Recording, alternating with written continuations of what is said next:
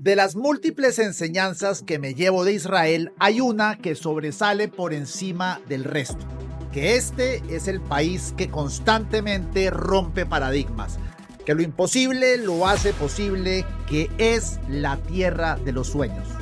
Tomemos esta compañía que tenemos aquí detrás, por ejemplo, Quantum Machines, una empresa fundada en 2018 especializada, y ojo con esto, en soluciones avanzadas de control para computadoras cuánticas. ¿Entendieron lo mismo que yo? ¿Cómo se convierte una empresa en una líder global en 7 años con una pandemia además de por medio y en una industria tan competitiva? Con una gran visión y una gran idea. Y esta es una de las salas de máquinas de Quantum Machine. Aquí traen hardware de todo el mundo y lo integran en una solución, en una consola de control. No voy a entrar en el detalle técnico de lo que hacen, pues los aburriría, pero rápidamente les hago un símil para que entiendan qué es esto. Hagan de cuenta que estamos en una gran biblioteca. Uno llega a esa biblioteca, busca el libro o archivo que necesita y lo usa para un objetivo en concreto. En algunos casos, uno compra el libro. Esto es lo mismo, solo que uno llega hasta el centro, utiliza la tecnología que hay acá y en algunos casos pues compra esa consola para la operación. Pero no lo quiero resumir así de manera tan sencilla. Lo que quiero entender es cómo puede florecer esto, cómo es el ADN que tiene esta gente para poder realizar cosas así. Porque este es un ejemplo de los miles que hay en este país y este es un ADN que deberíamos incorporar en Colombia en el futuro. How can people from abroad, people from Colombia, understand what's that DNA? There's many books, Startup Nation, articles, but what is it not told that Israelis have that the rest of the world doesn't? I think that we're very obsessed on solving technical problems in an innovative manner. I think we spoke a little bit about it when we went to lunch, is that Israelis love to argue. So we love to argue even about the very small details of a technical problem and be very obsessed about solving it in the best way possible. So that's why I think in many cases in technological startups we come with untrivial solutions to important problems. And that's from a very young age, or how do you develop it? I think it's in the culture. I would say even not Israeli culture, maybe the Jewish culture. Jewish people that even study Talmud and Torah, they just sit there and argue for hours about the smallest details, and we like that. You say you put 2 Israelis in one room, you get 4 opinions. What's the disadvantage of that?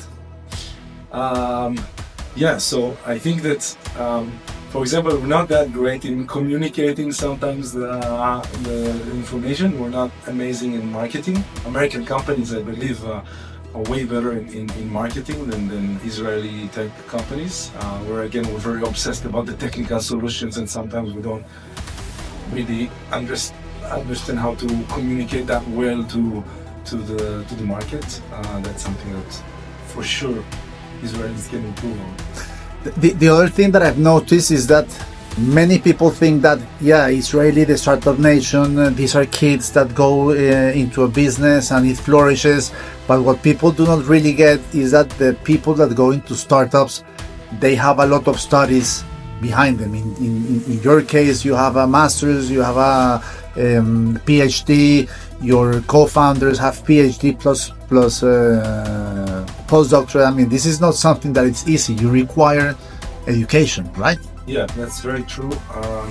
I think that the most successful startups, typically you see that the founders or the founding team is coming with a lot of expertise in a specific domain of the startup, whether it's understanding really well the market, the technology.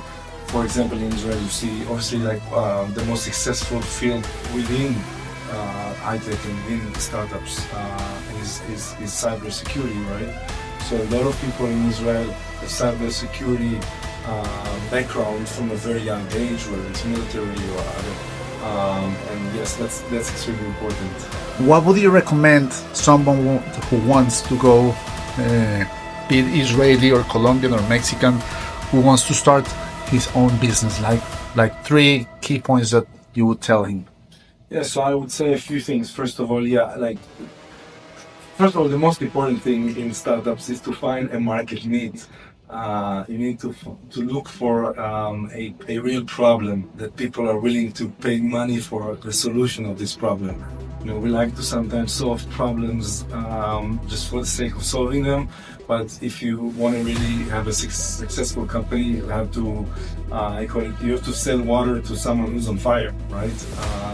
So you need to find a real market need.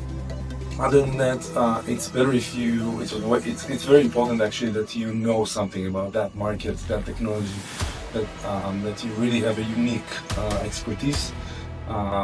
It's easy to think that you can, completely disrupt something if you don't know anything about it, but typically when you know something about that field, that technology, you understand that something is at the end of the day really matter.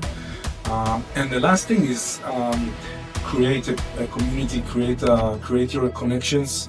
It's very important to get help when you start.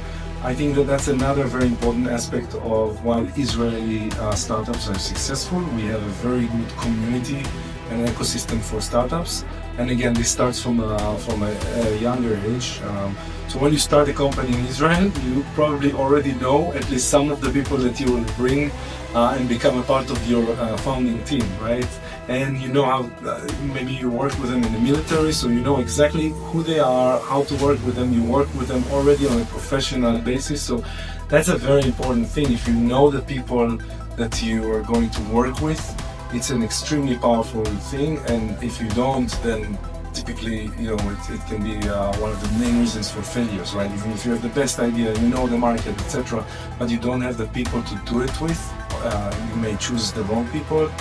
So that's very important. So if you already know the people, that's great. If you have the ecosystem, that's great. If you don't, you have to go out and really make the right connections with the right people and make sure that you choose your partners and employees right. Just one quick question. What problem did you solve?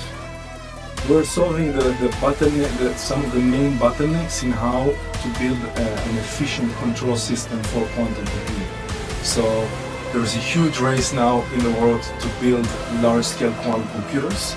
We're making a subsystem inside the quantum computer. There is a system that's called the control system, and there's lots of challenges and reasons why it's hard to build that system in an efficient manner so that it scales with the quantum computer in the right way. And we solved some of the bottlenecks for scaling up the quantum control system. Thank you, Jonathan.